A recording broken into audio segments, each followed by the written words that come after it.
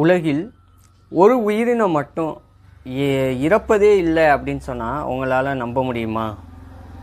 அதை பற்றி தாங்க இப்போ பார்க்க போகிறோம். மனிதர்கள் முதல் விலங்குகள் வரை பிறப்பு அப்படின்னா இறப்பு அப்படின்றது கண்டிப்பாக ஒன்று இருக்குங்க. மனிதர்களுக்கு மட்டுமல்லங்க, விலங்குகள், மரம், செடி, கொடிகள் அனைத்துக்குமே என்ன இருக்குது? பிறப்புன்னு ஒன்று இருக்கும்போது இறப்பு அப்படின்னு ஒன்று கண்டிப்பாக இருக்குது. ஆனால் இந்த வகை உயிரினங்கள் மட்டும் இறக்குறதே இல்லை அப்படின்ற மாதிரி தகவல் சொல்கிறாங்க.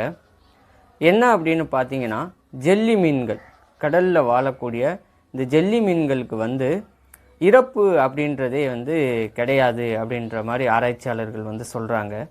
டரிடோப்சிஸ் டக்ர்னி என்ற அறிவியல் பெயர் கொண்ட இந்த வகையான ஜெல்லி மீன்கள் தான் இறப்பதே இல்லை அப்படின்ற மாதிரி ஆராய்ச்சியாளர்கள் என்ன செஞ்சுருக்காங்க, கண்டுபிடிச்சிருக்காங்க. உலகில் சாகாத உயிரினம் அப்படின்னு பார்த்தோம் அப்படின்னா இந்த வகையான ஒரு ஜெல்லி மீன் தாங்க. இது என்ன செய்யும் அப்படின்னு பார்த்தீங்க அப்படின்னா, தன்னோட முதுமை பருவத்திற்கு போகும்போது,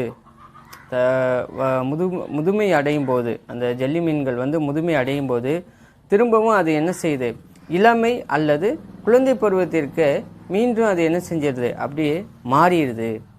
இதனால் இதோட வயதை என்ன செய்ய முடியாது, யாராலையும் கணிக்க முடியாது. அது போக இதுக்கு ஒரு தனித்தன்மை இருக்குது. என்ன அப்படின்னு பார்த்தீங்கன்னா, அது எப்போதெல்லாம் முதிர்ச்சி அடைகிறதோ அப்போதெல்லாம் தன்னோட இளமை அல்லது குழந்தை பருவத்திற்கு மீண்டும் அது என்ன செய்யுது, மாறிடுது. அது என்ன செய்யுது, முதிர்ச்சி அடையுது. மறுபடியும் என்ன செய்யுது, அந்த முதிர்ச்சி காலம் வரும்போது மீண்டும் அது என்ன செய்யுது, தன்னோட இளமை பருவம் அல்லது அந்த குழந்தை பருவத்திற்கு மாறி மாறி இப்படியே மறுசுழற்சி பண்ணிகிட்டே இருக்குங்க. இதனால் அந்த உயிரினத்திற்கு என்ன கிடையாது அப்படின்னா, இறப்பு என்பது கிடையாது. இந்த மாதிரியான அசாத்தியமான தன்மை கொண்ட இந்த உயிரினத்தை இம்மார்டல் ஜெல்லிமீன் என்று குறிப்பிடுகின்றனர். மேலும் நேஷ்னல் ஜியோகிராஃபியோட ஆராய்ச்சியாளர்கள் என்ன கூறுகிறாங்க அப்படின்னா, இந்த மாதிரியான ஜெல்லி மீன்கள் தங்களுக்கு ஆபத்து ஏற்பட்டாலோ அல்லது நோய்வாய்ப்பட்டாலோ பாலிப் என்ற நிலைக்கு அதை தங்களை என்ன செஞ்சுக்கிறதா, மாற்றிக்கிறோமா. அந்த பாலிப் என்ற நிலைக்கு மாறுவதன் மூலம் தங்களை பாதுகாத்து கொள்ளுது.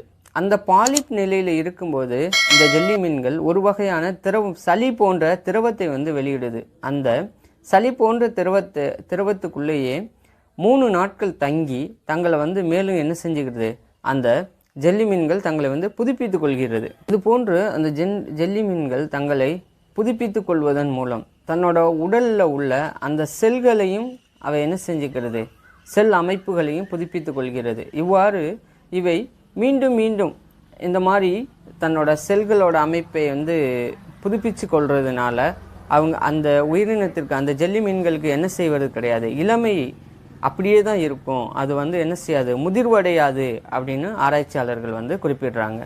ஆனால் ஜெல்லி மீன்கள் குறித்து ஆராய்ச்சியாளர்கள் என்ன கூறுறாங்க அப்படின்னு பார்த்தீங்க அப்படின்னா, அவை பெரிய மீன்கள் அந்த ஜெல்லி மீன்களை விழுங்கிட்டாலோ அல்லது அந்த ஜெல்லி மீன்களுக்கு நோய்வாய்ப்பட்டாலோ அவை இறக்குறதுக்கு உண்டான சாத்தியக்கூறுகள் இருக்குது. மற்றபடி வயது முதிர்வால் அந்த ஜெல்லி மீன்கள் ஒருபோதும் இறப்பது கிடையாது அப்படின்ட்டு ஆராய்ச்சியாளர்கள் குறிப்பிடுறாங்க. நன்றி.